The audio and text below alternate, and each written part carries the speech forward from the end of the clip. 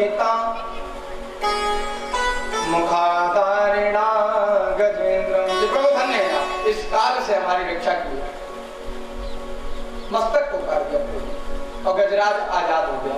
सुखदेव कहते हैं बाबा, सुखदेव बाबा कहते हैं परीक्षित, वो गजराज कौन था और वह ग्राह कौन था जानते हो?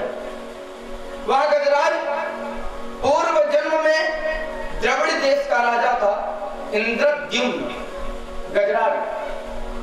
लेकिन जवानी में ही जब आपके ऊपर कोई भार हो, जैसे माता पिता समर्थ हो, तो पुत्र का धर्म होता है कि जब तक माता पिता परिवार को एक लाइन डोर न पकड़ा दे तब तक घर छोड़ करके संन्यास धर्म नहीं लेना चाहिए।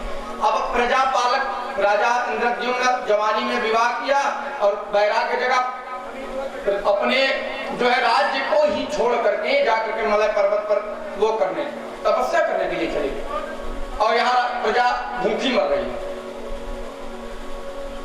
अब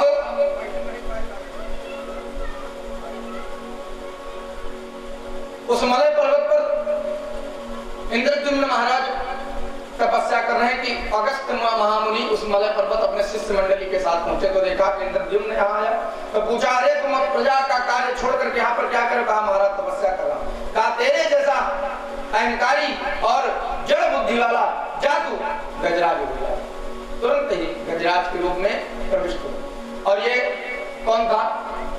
ग्राह, ये हुहु नामक गंधर्व था। इसका कार्य क्या था कि जल में प्रविष्ट होकर के जो पहुंचता था जल में स्नान करने तो उसका पैरे पकड़ता था जोर से। महर्षि देवल सरोवर में स्नान कर रहे थे, ये चुपके से घुसा जल में और जाकर के उनके चरण को पकड़ लिया और महर्षि देवल घबरा गए कि जल में कौन सा जानवर आ गया, भागे वहां से। भगे तो जोर से अट्टहास करके हंसा और जब अट्टहास करके हंसा तो महर्षि देवल को क्रोध आ गया। जादू जिस प्रकार से लोगों को सताता है, लोगों को परेशान करता है, अपने इस कर्म से सत्कर्म छोड़ करके इस जल में प्रविष्ट होकर के दूसरे का पैर पकड़ा, ग्राह हो जाएगा। वही ग्राह आज प्रभु के द्वारा दोनों का कल्याण हुआ।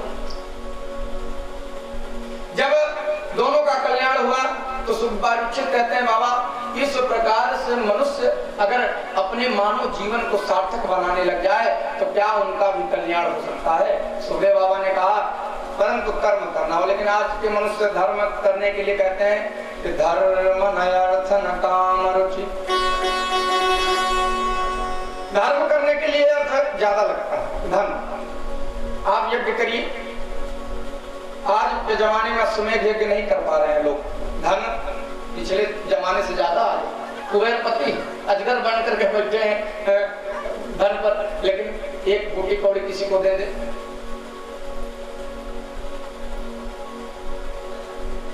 एक गांव में भंडारे का आयोजन किया गया और एक व्यक्ति था, बहुत कंजूस था। तो परिवार गांव वालों ने कहा भैया सबने दान किया, आप भी तो कुछ दान करिए। भगवान की कृपा से धन की कमी उनके पास नहीं थी। अरे बिल्कुल देंगे महाराज, क्यों नहीं देंगे, हमारे यहाँ भंडारा हो रहा है, कैसे नहीं देंगे? कहा ठीक है महाराज, आप पधारिए और दीजिएगा जरूर। इतने कंजूस सोचिए, एक का सिक्का हाथ में दबा करके पहुंच गए भंडारे में भोजन करने के लिए, एक रुपया। और सोच रहे मन में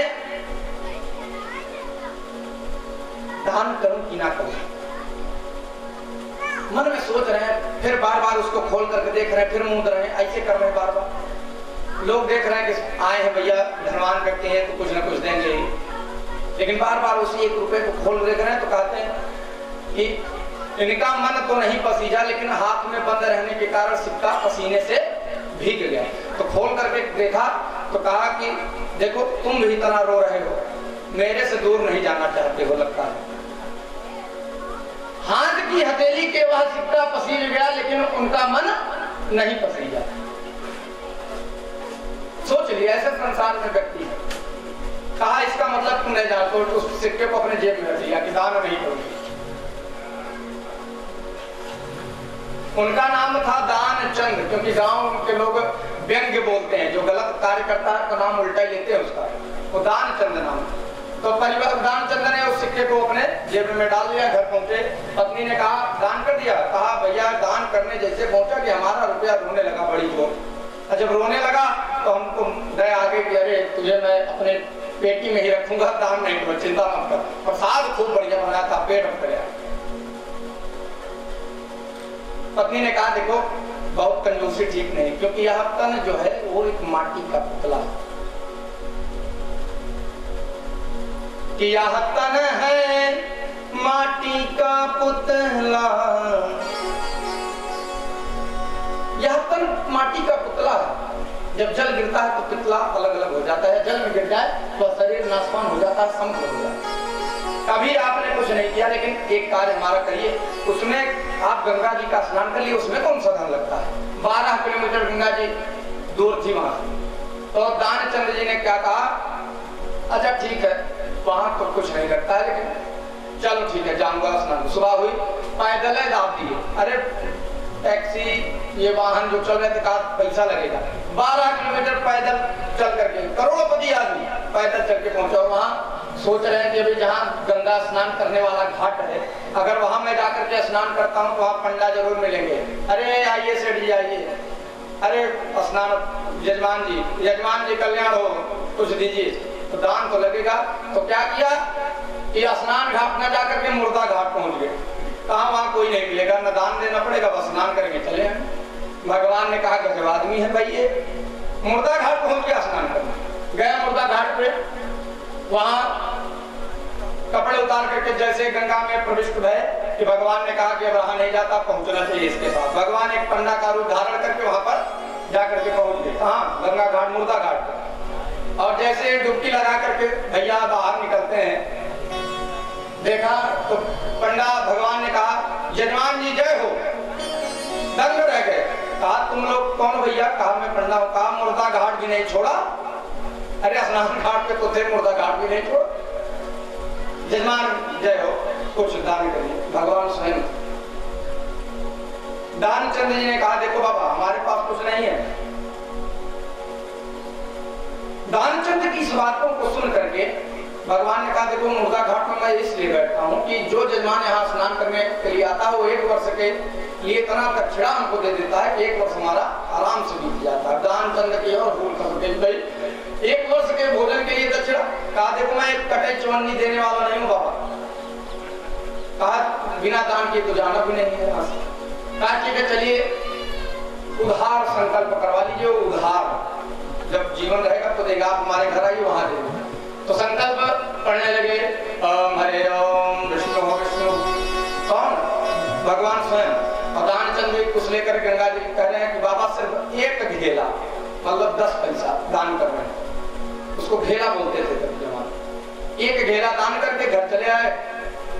पंडा जी महाराज कभी आइएगा हमारे गांव तो 1 घेला अपना ले लीजिएगा।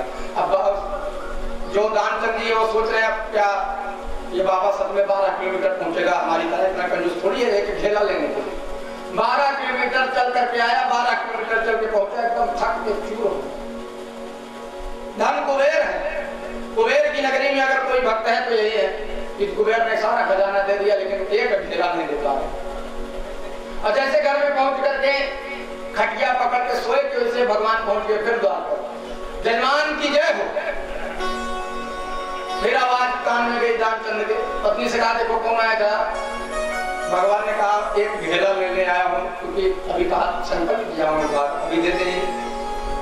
दानचंद्र जी ने कहा ये यहाँ भी आ गया। अरे ये तो मुझसे तो जिद्दी आदमी है भाई। भगवान कह रहे छोड़ूंगा नहीं तुझे, चाहे कुछ भी हो जाए। दानचंद्र जी ने कहा अपनी पत्नी से कि जाओ कह दो कि तबीयत खराब है, आज नहीं फिर आएंगे, कभी ले जाएंगे।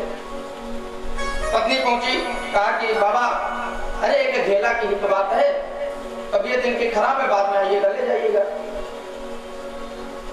भगवान ने कहा अरे पुरोहित या जो ब्राह्मण होते हैं वो अपने यजमान का कल्याण चाहते हैं। अरे जब तक इनकी तबीयत नहीं ठीक हो जाएगी तब तक मैं हिलूंगा नहीं तुम्हारे दरवाजे से। घेला जाए भाड़ में, घेला वाला मुझे नहीं चाहिए, दक्षिणा नहीं चाहिए, लेकिन अब आपने बता दिया कि इनकी तबीयत खराब है तो मैं घर छोड़ के जाऊंगा यही बैठ रहा हूँ। अब भगवान जम गए, कहते नहीं कि तू डाल तो मैं बात। दानचंद्र जी ने सुना कि बड़ा ढीठ आदमी है कि पंडा 1 घेला देना नहीं चाह रहे। कहा जाकर बता दो कि सेठ जी मर गए। कहा अरे ये कैसे कह दूं? कहे जाके कह दो मर गया मैं कुछ देर सांस अपनी रोके रहूंगा। आई रोकर खूब जोर से विह्वल होकर के दानचंद की पत्नी ने कहा, बाबा तबीयत खराब है और चल बस से यजमान जी जो पंडित जी थे उन्होंने कहा, अरे भगवान ने कहा, अरे अब तो बड़ी विडंबना होगी, अब आप इस गांव में कहाँ जाएंगे, अब तो इनका अंतिम संस्कार करके ही मैं जाऊंगा यहाँ से, चाहे दक्षिणा मिले चाहे ना मिले, क्योंकि अब आप गांव में कहाँ जाओगे ब्राह्मण ढूंढने भाई, अब इनका अंतिम संस्कार करके तब मैं जाऊंगा, दक्षिणा मुझे नहीं चाहिए। सेठ जी के पास आवाज के कहा, ये बड़ा घोर आदमी, भगवान ने कहा तुझे छोड़ूंगा नहीं। अब भगवान बैठे हैं तो उन्होंने गांव में हल्ला कर दिया, अरे दानचंद जी चल बसे, दानचंद जी चल। अब सब गांव वाले आकर के द्वार पे खड़े हो गए। अब सेठ जी क्या करेंगे, टिप्ची सजी। और देखिए सेठ जी इतने जिद्दी आदमी है कि सच में सांस रोक, भगवान का देखो कितनी जिद्दी आदमी है, सांस रोक करके बैठा, एक घेला नहीं दे रहा, लिटा दिया गया, सब उठा करके हरे राम हरे कृष्ण करने लगे। भगवान ने कहा, बताओ मरने को तैयार है लेकिन एक घेला नहीं देगा। चल गए, पत्नी उनकी रो रही पीछे से, अरे मरे नहीं है, अरे मरे नहीं है। गांव वाले कह रहे सदमा लग गया, असद तो एक था मरे नहीं, अरे मरे नहीं है भैया, मरे नहीं है, उतारो इनको नीचे।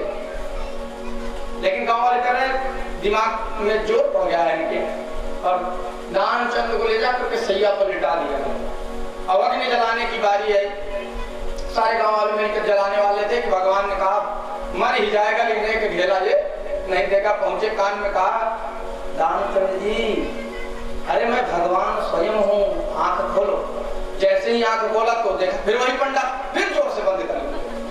कह रहे ये पंडा पीछा नहीं छोड़ रहा है, साथ में जाएगा क्या।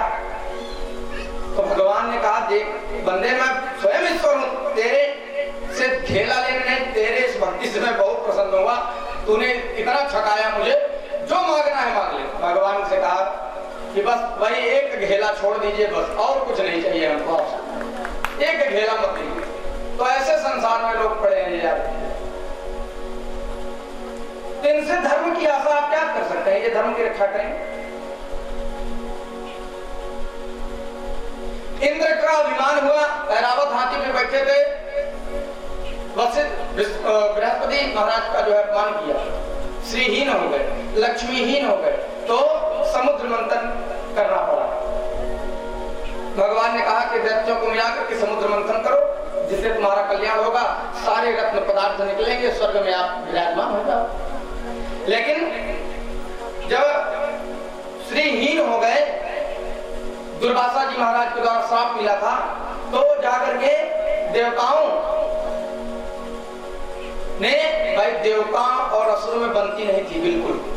नारद जी महाराज ने कहा कि देखो भाई आप युद्ध सीधे नहीं कर सकते हैं, क्योंकि अभी इस समय संजीवनी मंत्र है शुक्राचार्य जी के पास, जिनको मार को तुरंत खड़ा कर देंगे। भगवान शंकर से संजीवनी मंत्र प्राप्त है, और संजीवनी मंत्र है क्या आप जान लीजिए, आप नहीं जानते होंगे। ओम ह्रौं ह्रौं सः ओम भूर्भुवः स्वः त्र्यंबकं यजामहे सुगंधिं पुष्टिवर्धनम् उर्वारुकमिव बन्धनान् मृत्योर्मुक्षीयमामृता भूर्भुवः स्वः स्वरं भंगो। ये बीज मंत्र संजीवनी है, मरते हुए को जगा देता है 10 वर्ष के लिए। भगवान ने कहा कि करो समुद्र मंथन, कहा कैसे कर प्रभु, अकेले तो होगा नहीं। तो देवर्षि नारद को बताया, देवर्षि नारद का अहिंसक बद व्यवहार को, मतलब कुछ दिन मिला लो फिर बाद में देखा जाएगा। असुरों के पास नारद जी पहुंचे, नारद जी ही महाराज ऐसे संत हैं, ऐसे महात्मा हैं,